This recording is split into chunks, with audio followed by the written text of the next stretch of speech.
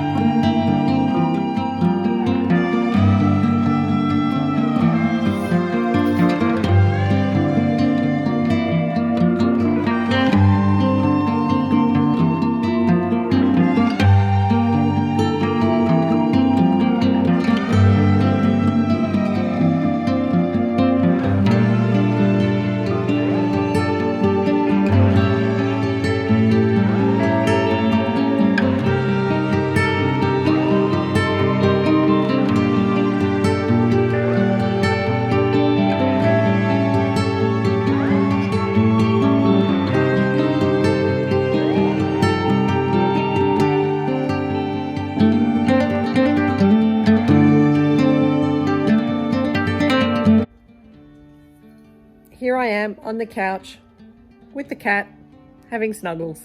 A bit of a family update. I've been contacted by my aunt, who will be the only person who contacts me.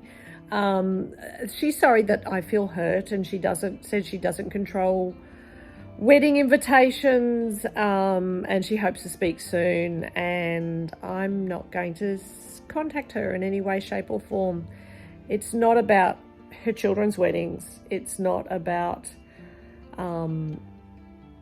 feeling hurt. It's about me ignoring the red flags that have been there my entire life.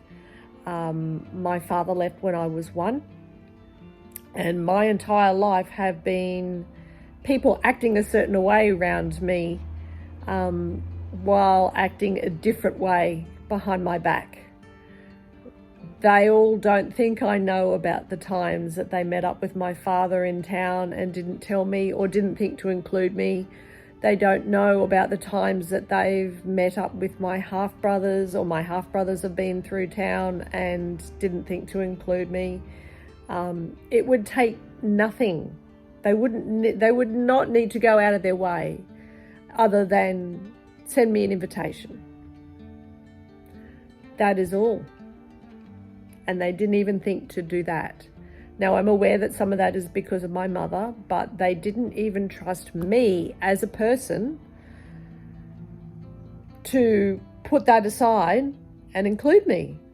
Or, this is option number 2, they didn't consider me family enough.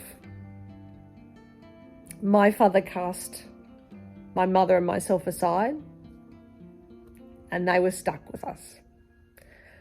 So there's that. On the other side of the equation is my father-in-law is actually quite ill. He's currently in hospital, and has been in hospital since the weekend, and he might get to go home today. He has some kind of pneumonia. We don't know what kind because the doctors haven't actually tested properly for which type of pneumonia. They started him off on antibiotics. They quickly ceased that and put him on steroids. There's been no lung biopsy done. There's been no test. There's been no definitive diagnosis of what type of pneumonia.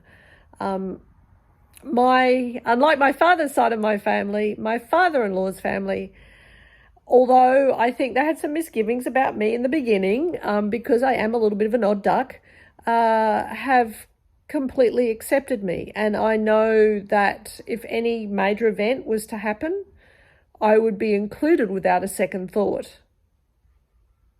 That goes a long way into showing me how fucked up my